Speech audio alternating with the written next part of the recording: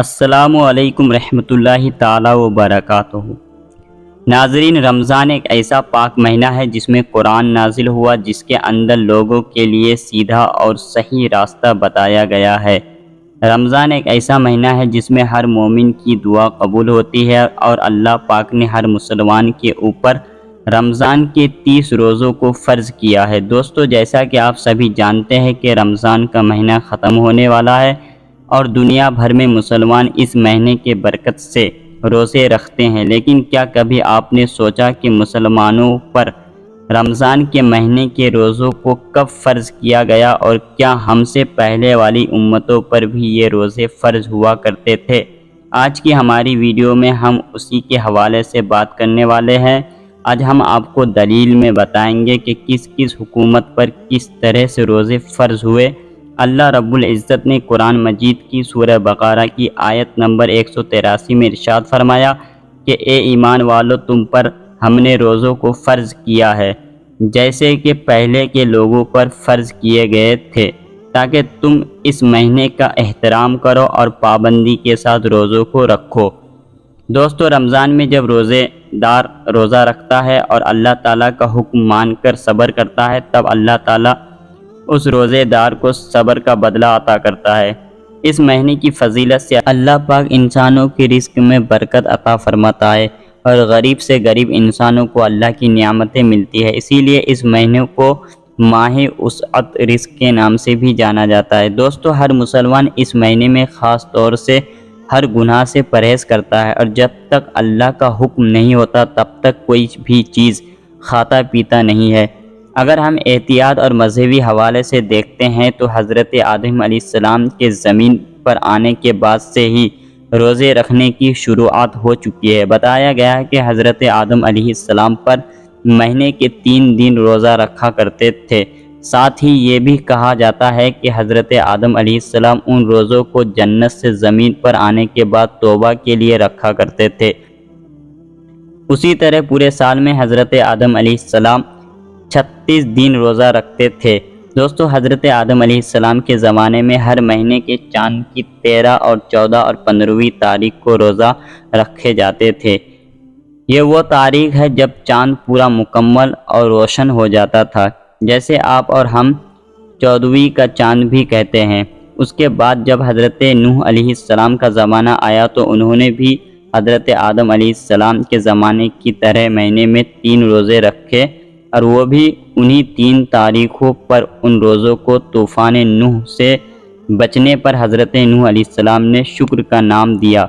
لیکن حضرت داؤد علیہ السلام کے روزے کا طریقہ حضرت آدم علیہ السلام اور حضرت نوح علیہ السلام سے تھوڑا الگ تھا۔ چنانچہ حضور اقدس صلی اللہ تعالیٰ علیہ وسلم کے فرمان کے مطابق وہ 1 دن روزہ رکھتے تھے اور 1 دن افطار کرتے تھے، یعنی کہ پورے سال میں آدھا سال روزہ رکھتے تھے۔ اس کے علاوہ حضرت سلیمان علیہ السلام ہر مہینے میں وہ 9 دن روزہ رکھتے تھے، اور یہ روزے مہینے کی شروعات میں 3 دن، مہینے کے بیچ میں 3 دن اور مہینے کے آخری میں 3 دن رکھا کرتے تھے۔ اس کے علاوہ حضرت ابراہیم علیہ السلام بھی اور حضرت آدم علیہ السلام کے طریقے کے مطابق روزہ رکھا کرتے تھے، یعنی کہ ہر مہینے میں 3 دن روزے۔ لیکن کئی روایتوں میں یہ بھی بتائے ہیں کہ حضرت ابراہیم علیہ السلام پورے مہینے کے روزے رکھا کرتے تھے۔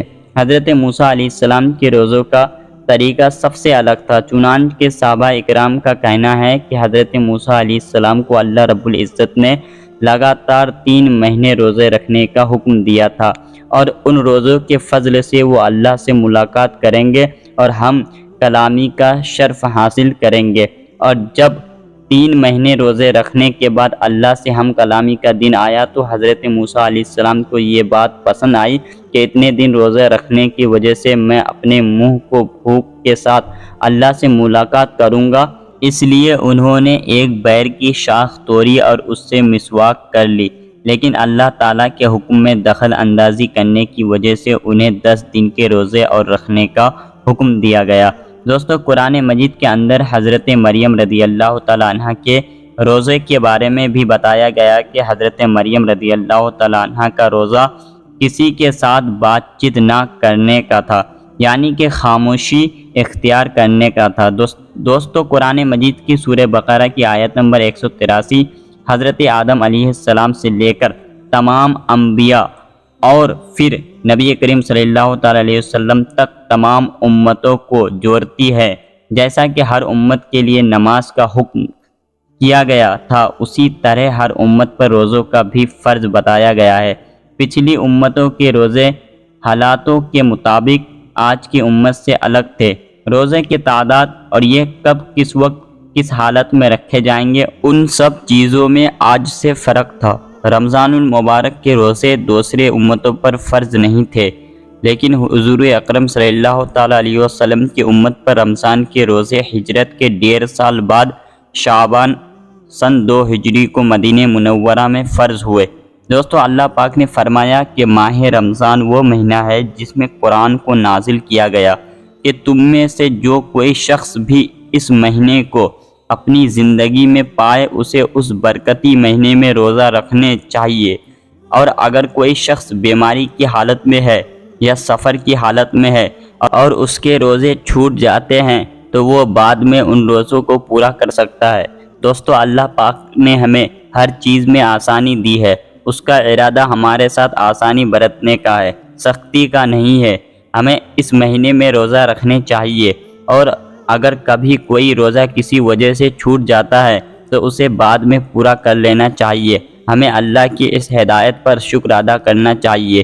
دوستو یہ بھی جان لیتے ہیں کہ حضور اکرم صلی اللہ تعالیٰ علیہ وسلم کی امت سے پہلے یہود و نصارہ 10 محرم یعنی یوم عاشورہ کا روزہ بڑے احترام کے ساتھ رکھا کرتے تھے۔ اسی طرح ہر مہینے کے 13ویں اور 14ویں اور 15ویں چاند کی تاریخ کو امت نے روزوں کو بہت ہی احترام کے ساتھ رکھتی تھی۔ چنانچہ حضور اکرم صلی اللہ تعالیٰ علیہ وسلم نے پوچھا کہ تم 10 محرم کا روزہ کیوں رکھتے ہو؟ تو انہوں نے جواب دیا کہ اس دن ہمارے رب نے ہمیں فرعون سے نجات دلائی تھی، اور اسی دن سمندر اسے راستے نکال کر ہمارے رب نے ہمیں دریائے نیل سے پار کروایا تھا، چنانچہ ہم اپنے رب کا شکر ادا کرنے کے لیے اس دن روزہ رکھتے ہیں۔ اس دن پر حضور اکرم صلی اللہ تعالیٰ علیہ وسلم نے ارشاد فرمایا، کسی بات کو ہم تم سے زیادہ حقدار ہے، لہذا تب مسلمانوں کو حکم دیا گیا کہ تم بھی محرم کے مہینے میں روزہ رکھا کرو۔ یہود کا ایک روزہ رکھتے ہیں تو تم 2 رکھا کرو، ایک 9 تاریخ کو اور ایک 10 تاریخ کو۔ اس کے بعد جب کچھ وقت گزرا تو 3 روزے ہر مہینے رکھنے کے لیے کہا گیا، جو کہ چاند کی 13ویں، 14ویں اور 15ویں تاریخ تھی۔ مسلمان اس دن روزہ رکھا کرتے تھے، لیکن جب رمضان المبارک کے روزوں کو فرض کیا گیا تب ان روزوں کو سنت روزے کا درجہ دیا گیا۔ دوستو رمضان کے مہینے کے بارے میں حضور اکرم صلی اللہ تعالیٰ علیہ وسلم نے ارشاد فرمایا کہ جب اس مہینے کی پہلی رات آتی ہے تب آسمانوں کے دروازے کھول دیا جاتا ہے، اور پھر یہ دروازے پورے مہینے تک بند نہیں کیے جاتے ہیں۔ جب اس مہینے کی آخری رات آتی ہے تو اللہ پاک ہر روزے دار کی مغفرت فرما دیتا ہے۔ دوستو روزہ رکھنے کے فائدے کیا ہے؟ کیا آپ جانتے ہیں؟ یوں تو شریعت میں حکم دیا گیا ہے کہ اب روزہ رکھے، لیکن اس کے فائدے کتنے ہیں اب اس کو سوچ بھی نہیں سکتے۔ اور آج کے زمانے میں جب سائنس کی تعلیم بہت آگے ہے اور وہ نئی چیزوں پر ریسرچ کر رہے ہیں، تو تم ایک سائنسدانوں کا یہ ماننا ہے کہ روزہ رکھنے سے دل اور دماغ کے لیے بہت زیادہ فائدہ مند ہوتا ہے۔ روزہ دل اور دماغ کو صحت مند بنا دیتا ہے، تو یہ پہلا فائدہ ہے۔ دوسرا فائدہ، جو شخص روزے میں رہتا ہے تو اس کا بلڈ پریشر نہ ہائی ہوتا ہے نہ لو ہوتا ہے، بلکہ جتنی ضرورت ہوتی ہے اتنی ضرورت میں اس کا بلڈ پریشر رہا کرتا ہے، جس کو آپ کہتے ہیں کہ بلڈ پریشر نارمل ہے۔